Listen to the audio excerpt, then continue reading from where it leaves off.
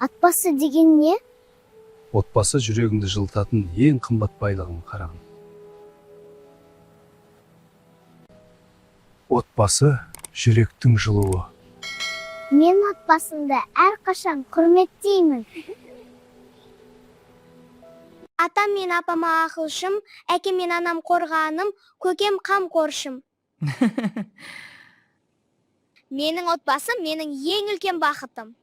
Атам мен апам ақылшым, әкем мен анам қорғаным, көкем қамқоршым. Иә, қызым, біз сені қатты жақсы көреміз. Сен біздің бақытымызсың. Отбасым барда мен әрқашан бақыттымын. Иә, қызым, біз де солаймыз. Сен біздің бақытымызсың, жаным. Сендерді жақсы көремін. Біз де сені жақсы көреміз. Құшақтаңдар. Менің отбасым менің ең үлкен бақыты.